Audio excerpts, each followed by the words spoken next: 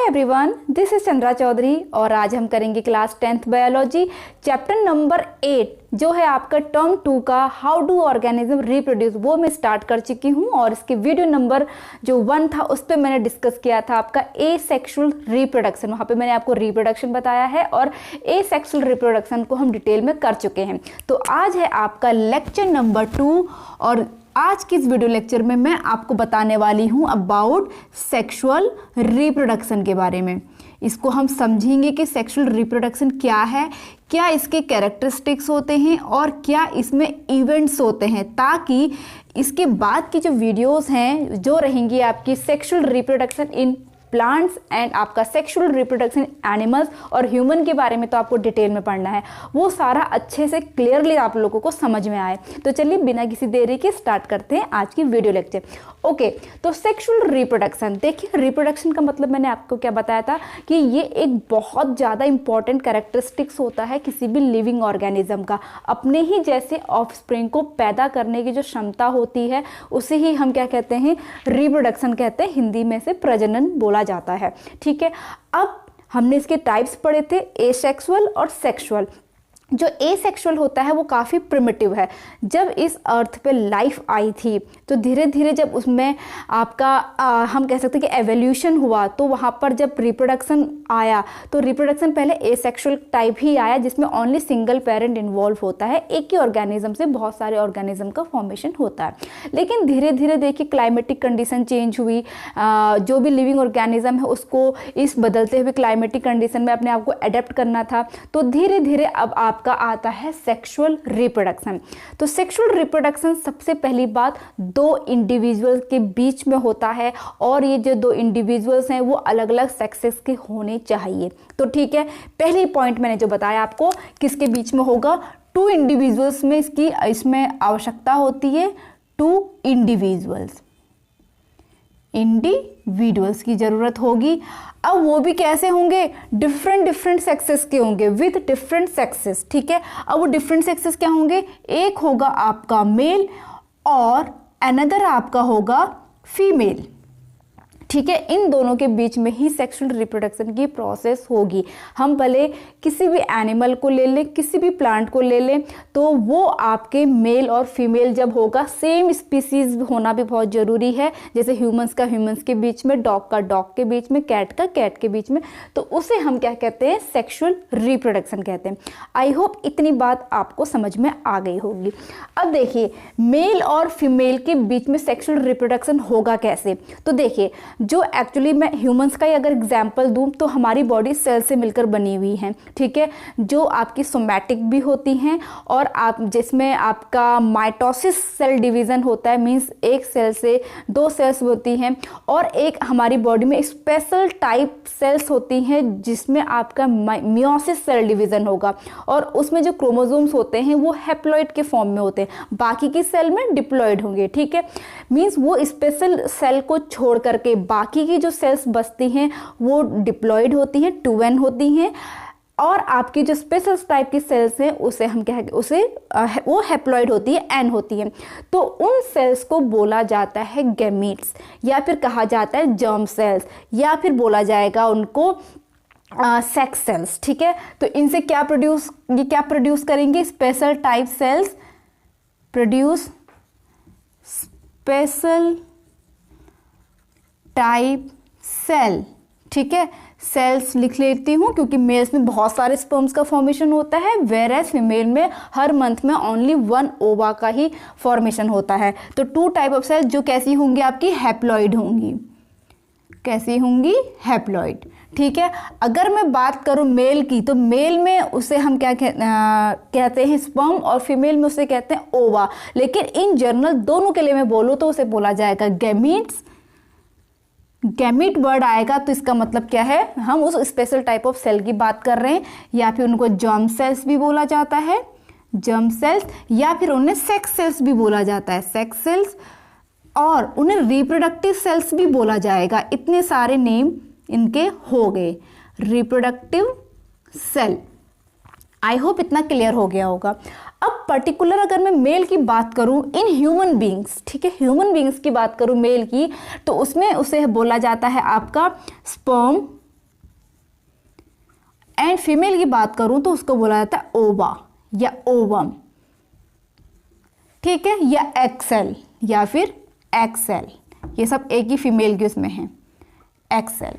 तो I hope इतना आप लोगों को समझ में आ गया होगा सेक्सुअल रिप्रोडक्शन में। अब चलिए बात कर लेते हैं कि क्या क्या इवेंट्स होते हैं आपके सेक्सुअल रिप्रोडक्शन में। तो इवेंट्स को हम यहाँ पर डिस्कस करेंगे। तो इवेंट्स, तो देखिए इवेंट्स आपके क्या क्या होंगे। पहला इवेंट होगा आपका pre fertilization. Pre fertilization mean इसका मतलब यह है कि फर्टिलाइजेशन एक प्रोसेस है बहुत ही इंपॉर्टेंट जो सेक्सुअल रिप्रोडक्शन में टेक प्लेस होता है। तो उस फर्टिलाइजेशन से पहले क्या क्या तैयारियां की जाती हैं। फॉर एग्जांपल हम जब कोई सब्जी बनाते हैं लेकिन उससे पहले भी तो कोई तैयारी करते हैं कि सब्जी काटना है, मसाले प्रिपेयर करने, प्याज काटना है, जो भी है सेम वही चीज़, ठीक है। तो प्री फर्टिलाइजेशन से पहले कुछ इवेंट होंगे। नंबर 2 आपका फिर फर्टिलाइजेशन की प्रोसेस होगी, भले वो एनिमल्स हो या फिर प्लांट्स हो। और नेक्स्ट आएगा जब फर्टिलाइजेशन हो गया देन उसके बाद क्या होगा, ठीक है। इन सबको समझना बहुत जरूरी है। नेक्स्ट है आपका post fertilization. Fertilization, okay. Next देखिए प्री फर्टिलाइजेशन को पहले समझ लेते हैं। जैसे कि मैंने कहा फर्टिलाइजेशन बहुत इंपॉर्टेंट है, जिसमें क्या होता है मेल और फीमेल गैमेट्स का फ्यूज़न होता है, ठीक है। तो ये तो बिल्कुल हमने सब्जी बना दी, लेकिन उससे पहले जो भी तैयारियां हुई हमारी बॉडी में, जो भी चेंजेस आएंगे वो क्या हैं।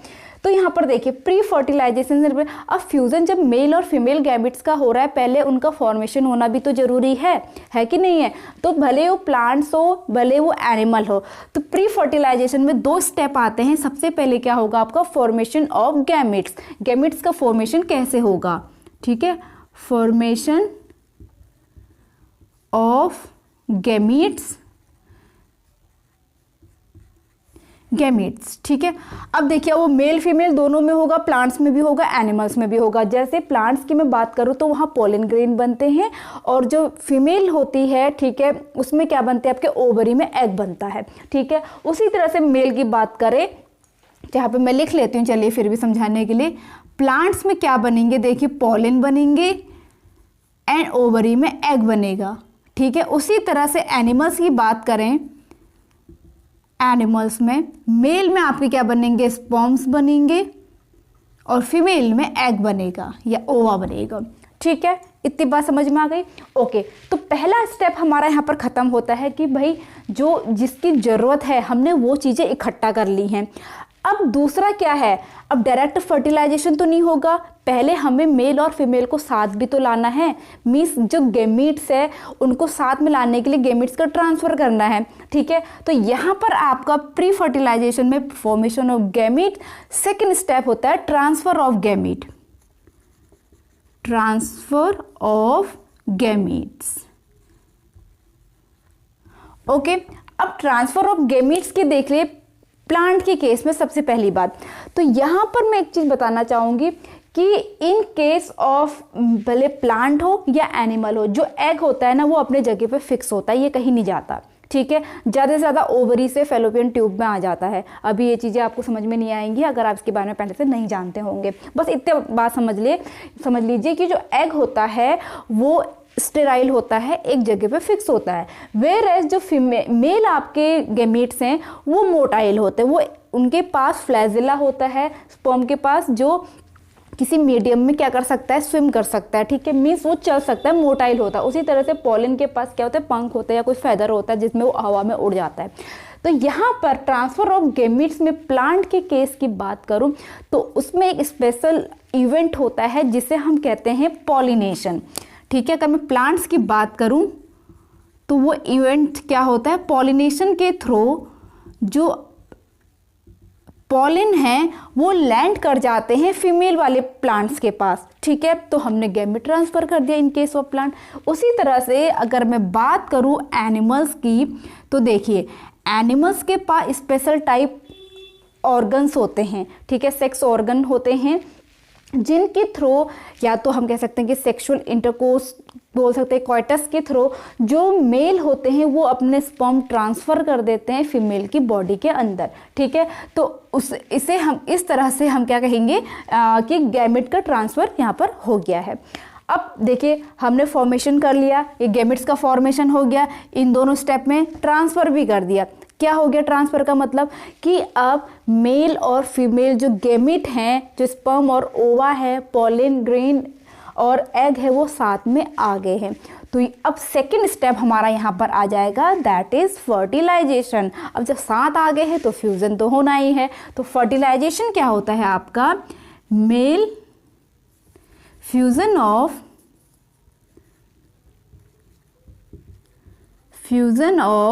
Mail and female gamete. समझ में आ गया, मेल और फीमेल का क्या हो जाएगा, फ्यूज़न हो जाएगा। इसे आपको डिटेल में नहीं पढ़ना है कि कैसे होता है क्या होता है, वो आप हायर क्लासेस में इसको स्टडी करेंगे। तो यहाँ पर फ्यूज़न हो गया। अब देखिए जब फ्यूज़न हो गया तो पोस्ट फर्टिलाइजेशन क्या हुआ, तो जैसे ही फ्यूज़न होता है तो वैसे ही बन जाता है एक स्ट्रक्चर जिसे हम कहते हैं जाइगोट। जाइगोट फॉर्म्ड हो जाएगा। समझ में आ गया, भले वो प्लांट की बात हो भले वो एनिमल की बात हो, जाइगोट ही बनेगा। कभी कभी ये क्वेश्चन भी आ सकता है कि फर्स्ट स्ट्रक्चर क्या बनता है आफ्टर फर्टिलाइजेशन, तो उसे हम क्या कहेंगे, जाइगोट कहेंगे। ठीक है, अब क्या होगा, जाइगोट में स्टार्ट हो जाता है सेल डिवीज़न। एक सेल से 2 सेल, 2 की 4, 4 की 8, 8 की 16, 16 की 32। तो सेल डिवीज़न से क्या होगा, फिर यहाँ पर आपका एम्ब्रियो बनेगा। एम्ब्रियो भरे हो प्लांट में हो या आपके उसमें हो, ठीक है, एम्ब्रियो बनेगा। और उसमें इसके बाद प्लांट की बात करें तो अगर हम प्लांट्स की बात करें तो एम्ब्रियो का बन जाता है सीड।